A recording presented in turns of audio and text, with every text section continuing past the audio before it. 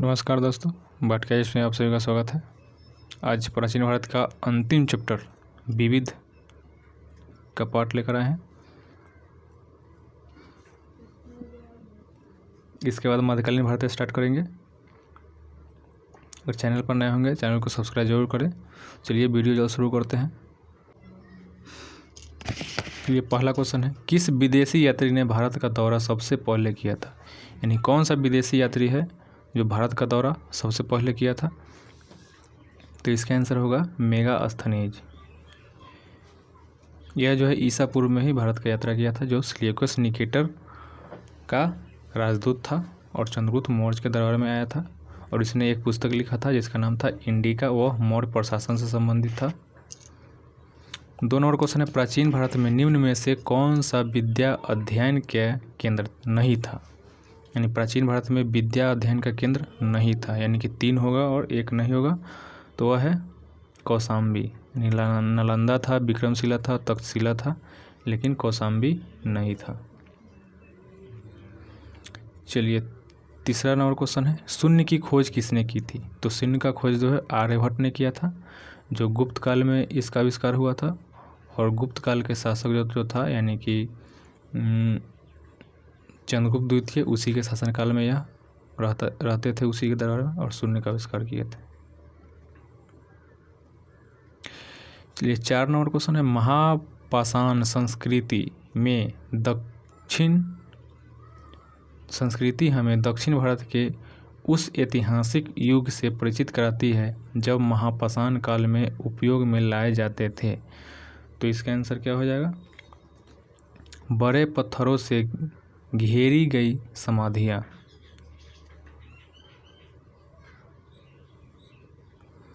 चलिए 5वां क्वेश्चन है, किस पुस्तक का 15 भारतीय और 40 विदेशी भाषाओं में अनुवाद किया जा चुका है? यानी वह कौन सा पुस्तक है? वह पंचतंत्र है। कौन लिखा था? विष्णु शर्मा लिखा था। और यह पुस्तक जो है संस्कृत भाषा में लिखा गया था। 6ठा क्वेश्चन है, न्यूमिस्मेटिक्स क्या है? न्यूमिस्मेटिक्स जो है क्या है? तो यह एक सिक्कों तथा धातुओं का अध्ययन को न्यूमिस्मेटिक्स कहा जाता है। 7वां क्वेश्चन है, हितोपदेश के लेखक कौन है? हितोपदेश के लेखक जो है नारायण पंडित है। 8वां क्वेश्चन है, नाट्यशास्त्र की रचना किसने की थी? यानी इसका रचना जो है भरत मुनि ने किया था, नाट्यशास्त्र की रचना। 9वां क्वेश्चन है, विक्रम संवत प्रारंभ हुआ था कब? विक्रम संवत जो है 58 ईसा पूर्व में शुरुआत हुआ था और यह शकों पर विजय के उपलक्ष्य में मध्य प्रदेश के शासक जो है इसका शुरुआत किए थे। चलिए नेक्स्ट क्वेश्चन, 10वां नंबर क्वेश्चन है, अंकोर वाट का मंदिर कहाँ स्थित है? तो अंकोर वाट का मंदिर जो है वह कंबोडिया में है और वह विष्णु से संबंधित है। 11वां नंबर क्वेश्चन है, पुरापाषाण काल में आदि मानव के मनोरंजन के साधन थे। पुरापाषाण काल में आदि मानव का मनोरंजन का साधन क्या था? तो वह शिकार करते थे। 12वां नंबर क्वेश्चन, निम्नलिखित में से किसको चल्कोलिथिक एज के कहा जाता है? चल्कोलिथिक एज कहा जाता है। किसको कहा जाता है? यानी कौन से युग को कहा जाता है? यह जो है ताम्रपाषाण युग को कहा जाता है। 13 नंबर क्वेश्चन है, स्वप्न वास्तववाद के लेखक कौन है? तो इसका लेखक कौन है? भास। 14 नंबर क्वेश्चन है, नालंदा विश्वविद्यालय किस लिए विश्व प्रसिद्ध है? नालंदा विश्वविद्यालय जो है यह विश्व में प्रसिद्ध है। यह जो है बौद्ध धर्म के दर्शन के लिए प्रसिद्ध है। 15 नंबर क्वेश्चन है, उस स्रोत का नाम बतलाएं जो प्राचीन भारत के व्यापारिक मार्गों पर मौन है। इसका आंसर क्या हो जाएगा? इसका आंसर हो जाएगा मिलिंद पन्हो। 16 नंबर क्वेश्चन है, आधुनिक मानव के हाल का पूर्वज है। आधुनिक मानव के हाल का पूर्वज कौन है? तो इसका आंसर हो जाएगा क्रो मैगमन मनुष्य। 17 नंबर क्वेश्चन है, ईसा की प्रारंभिक सदियों में भारत तथा रोम के बीच घनिष्ठ व्यापारिक संघ की सूचना किस पुरास्थल की खुदाई से प्राप्त होती है? तो यह कहाँ से प्राप्त होता है? अरिकमेडू से प्राप्त होता है। 18 नंबर क्वेश्चन है, आधुनिक देवनागरी लिपि का प्राचीनतम रूप है। आधुनिक देवनागरी लिपि का प्राचीनतम रूप क्या है? ब्राह्मणी। यही जो है लिपि विकास करते करते देवनागरी लिपि का रूप ले लिया था। 19 नंबर क्वेश्चन है, मानव द्वारा सर्वप्रथम प्रयुक्त अनाज कौन था? यानी मानव जो है सबसे पहले कौन सा अनाज का प्रयोग किया था? तो गेहूं एवं जौ।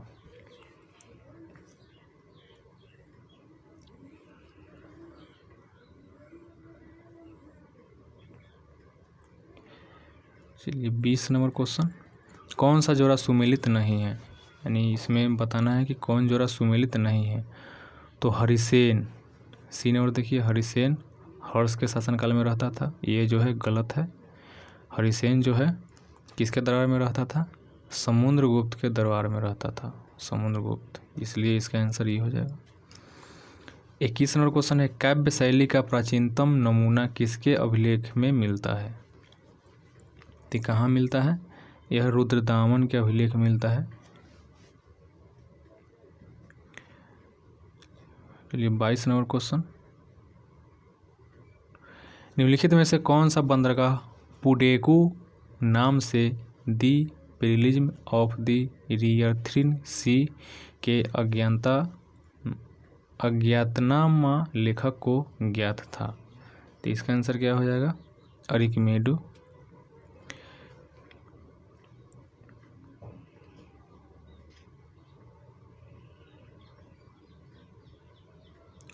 चलिए 23 नंबर क्वेश्चन है, ताम्रसम या ताम्रपाषाण काल में महाराष्ट्र के लोग मृतकों के घर के फर्श के नीचे किस तरह रखकर दफनाते थे?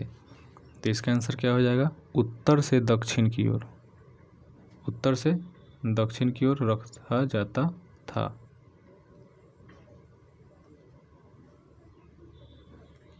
इसका आंसर ए हो जाएगा। अभी भी वर्तमान में उत्तर से अभी भी उत्तर से दक्षिण रखा जाता है और उस समय भी उत्तर से दक्षिण रखा जाता था। चलिए नेक्स्ट क्वेश्चन,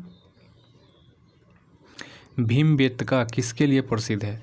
भीमबेटका जो है वह किसके लिए प्रसिद्ध है? तो यह बौद्ध गुफाओं के शैलचित्र के लिए प्रसिद्ध है। चलिए 25 नंबर क्वेश्चन जो है मिलान करने वाला है। रामेश्वरम कहाँ है? रामेश्वरम तमिलनाडु में है। द्वारका कहाँ है? द्वारका गुजरात में है। और सारनाथ कहाँ है? उत्तर प्रदेश में है। और महाकाल मंदिर कहाँ है? मध्य प्रदेश में है। यानी इसका आंसर कौन सा हो जाएगा? इसका आंसर ए हो जाएगा। 26 नंबर क्वेश्चन है, भारतवर्ष के लिए इंडिया शब्द का प्रयोग सर्वप्रथम किसने किया था? तो इंडिया शब्द का प्रयोग सबसे पहले कौन किया था? हेरोडोटस ने किया था, जो इतिहास का पिता के नाम से भी जाना जाता है। 27 नंबर क्वेश्चन है, निम्न में से कौन सा नवीनतम समझा जाता है? यानी इनमें से कौन नवीनतम समझा जाता है? तो इसका आंसर क्या हो जाएगा? क्रो-मैग्नन मानव। 28 नंबर क्वेश्चन है, इतिहास के पिता का पदवी सही अर्थ में निम्न में से किससे संबंधित है? तो इतिहास का पिता जो है किसको कहा गया है? हेरोडोटस को। 29 नंबर क्वेश्चन है, प्राचीन नगर तक्षशिला निम्नलिखित में से किसके बीच स्थित है? प्राचीन नगर जो है तक्षशिला और मौर्य काल में वो शिक्षा का केंद्र भी था, और वह जो है अभी वर्तमान में पाकिस्तान में है। लेकिन क्वेश्चन पूछ रहा है कि किस दो नदी के बीच वह शहर स्थित है? तो इसका आंसर क्या हो जाएगा? सिंधु एवं झेलम नदी के बीच में स्थित है। 30 नंबर क्वेश्चन है, निम्नलिखित अंग्रेजों में से कौन था जिसने सर्वप्रथम भगवत गीता का अंग्रेजी में अनुवाद किया था? यानी भगवत गीता का अंग्रेजी में अनुवाद किया था, यानी वह व्यक्ति कौन था? तो इसका आंसर हो जाएगा चार्ल्स विल्किंस।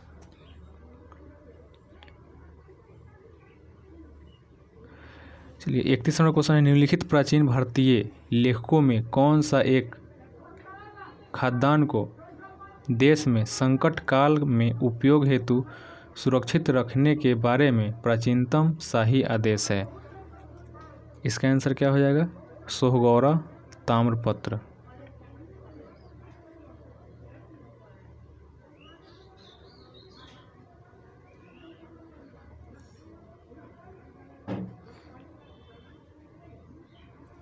चलिए अगला क्वेश्चन है 32 नंबर। भारत में निम्नलिखित के आने का सही कालानुक्रम कौन है? यानी भारत में सबसे पहले कौन आया, इसका सही काल के अनुसार क्रम सजाना है। तो इसका आंसर हो जाएगा सबसे पहले नगर संस्कृति, उसके बाद लोहे का हल, उसके बाद आहत मुद्रा यानी चांदी के सिक्के, और उसके बाद सोने के सिक्के, यानी इसका आंसर डी हो जाएगा। 33 नंबर क्वेश्चन है प्राचीन भारत में निम्नलिखित में से कौन सी एक लिपि दाईं ओर से बाईं ओर लिखी जाती थी? तो कौन सी लिपि थी? वह खरोष्टी लिपि थी जो दाईं ओर से बाईं ओर लिखी जाती थी। निम्नलिखित में से कौन सा एक प्राचीन भारत में व्यापारियों का निगम था, यानी कि केंद्र था? तो इसका आंसर क्या हो जाएगा? मणिग्राम। 35 नंबर क्वेश्चन है पुलकेशिन प्रथम का बादामी शिलालेख शक वर्ष 665 का दिनांकित है। यदि इसे विक्रम संवत में दिनांकित करना हो तो वर्ष होगा। यानी शक संवत का जो है दिनांकित किया जाएगा विक्रम संवत को, तो यह जो है कितना ईस्वी आएगा यह पूछ रहा है। तो इसका आंसर क्या हो जाएगा? ए 600। ये 36 नंबर क्वेश्चन मिलान करने वाला है। गुप्त से संबंधित कौन है? इसका आंसर क्या हो जाएगा? खजुराहो। खजुराहो जो है गुप्त से संबंधित है। चंदेल,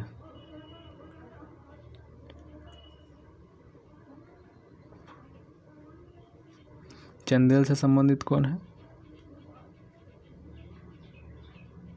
इसका हो जाएगा देवगढ़। सॉरी गलत मिलान हो रहा है।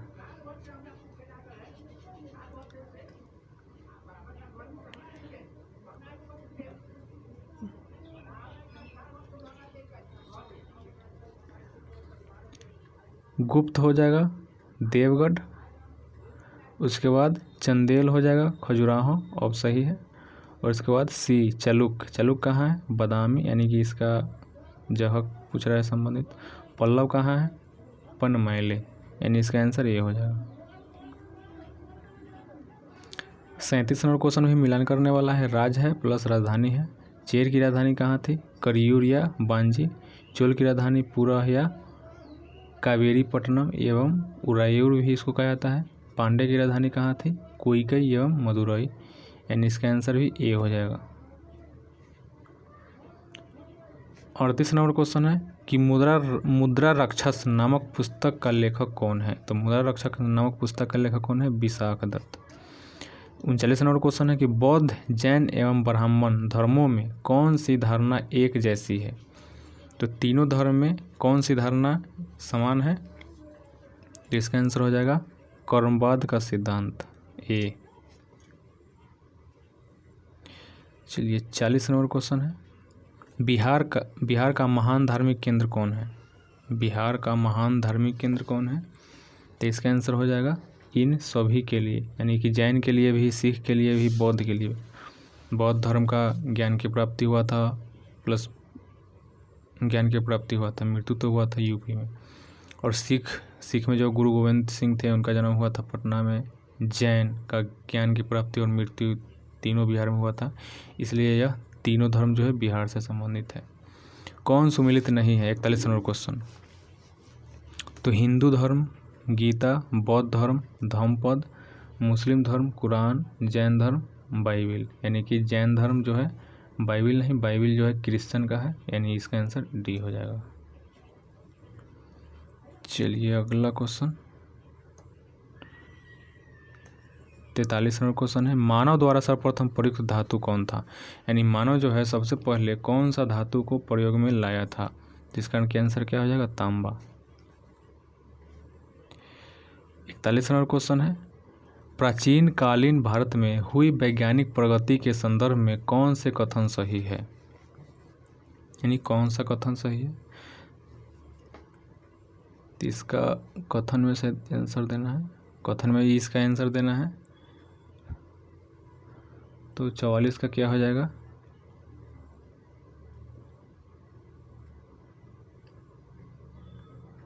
1, 3 एवं 4,